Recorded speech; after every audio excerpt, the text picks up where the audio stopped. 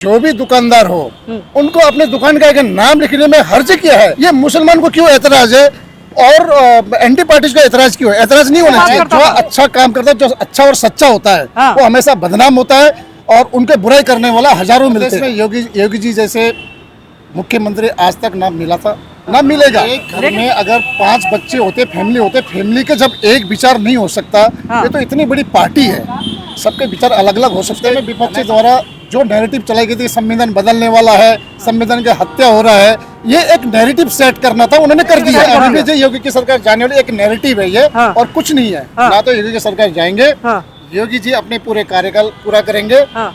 और आने वाले अगले विधानसभा में भी योगी जी ही जीत के आएंगे। बताइए कि अभी कावड़ यात्रा जो निकलने वाली है, 240 किलोमीटर का जो मुजफ्फरनगर का मार्ग है कावड़ यात्रा का, उसमें जितने भी विक्रेता हैं सबको बोला गया है कि भाई अपने दुकान के आगे अपना नाम लगाइए। ये किसी एक समुदाय के लिए हाँ। नहीं कहा गया है, हाँ। चाहे वो हिंदू हो, चाहे मुस्लिम हो, सिख हो, ईसाई हो, जो भी दुकानदार हो उनको अपने दुकान का एक नाम लिखने में हर्ज क्या है?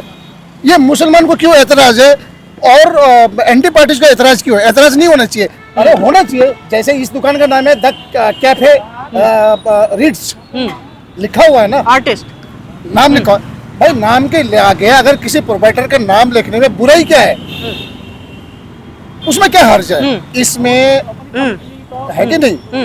लेकिन बात ये है कि फिर इतने जो नेता वगैरह हैं, यहाँ तक कि आर्टिस्ट जो जावेद अख्तर है गीतकार, वो तक कह रहे हैं कि भाई योगी को कंपेयर कर रहे हैं हिटलर से, जो यहूदियों के नाम चिन्हित करके बाइकआउट करने की बात करता जो था। अच्छा काम करता है, जो अच्छा और सच्चा होता है, हाँ। वो हमेशा बदनाम होता है और उनके बुराई करने वाला हजारों मिलते हैं।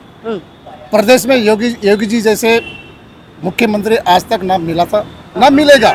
लेकिन बात तो ये है कि उन्हीं योगी जी आज खबरों में चल रहे हैं, हेडलाइन बना रहे हैं। सर, वो उनके बनाने खिलाफ वाले कैसी की कमी नहीं है, वो तो बनाएंगे कैसी ही। खबरें आ रही है, आप सुनिए। कैसी खबर? कैसी खबरें आ रही है कि वहाँ पे योगी को हटाने की प्लानिंग हो रही है। केशव प्रसाद मौर्य बयान देते हैं कि संगठन से बड़ा कोई नहीं होता, ना डिप्टी सीएम होता है, ना सीएम होता है। तो बताइए, इस तरह के जब बयान दिए जा रहे हैं तो क्या इसका मतलब ये है कि योगी जी ने कोई काम नहीं करा? एक घर में अगर 5 बच्चे होते, फैमिली होते, फैमिली के जब एक विचार नहीं हो सकता, हाँ। ये तो इतनी बड़ी पार्टी है, सबके विचार अलग अलग हो सकते हैं। ऐसे बात किसी तो के मुंह यही से है ना। कुछ भी निकल सकता है, बात तो वो यही है। अलग बात है। हाँ। ठीक है, लेकिन संगठन होता तो संगठन बड़ा है, जी। सरकार से बड़ा जी। संगठन होता है, लेकिन कभी कभी संगठन से बड़ा सरकार भी होती है। लेकिन बात वही मैं आपकी सुनना चाहता हूँ कि क्या आप ये नहीं मानते कि बीजेपी की जो साख उत्तर प्रदेश में है वो योगी आदित्यनाथ की वजह से है? नहीं, सभी कार्यकर्ता, सभी वर्कर, जितने भी लेकिन नेतृत्व नाम की भी तो चीज होती है कि नहीं होती है? योगी में तो पहले योगी ऐसे नेता हैं जिन्होंने बुलडोजर पॉलिटिक्स की शुरुआत करी कि भाई जो अन्याय होगा उसके खिलाफ बुलडोजर चलेगा।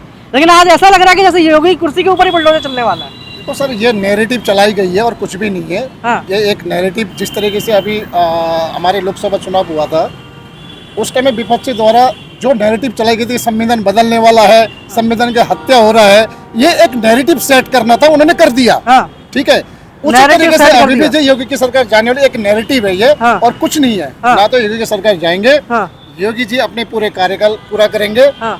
और आने वाले अगले विधानसभा में भी योगी जी ही जीत के आएंगे। चलिए।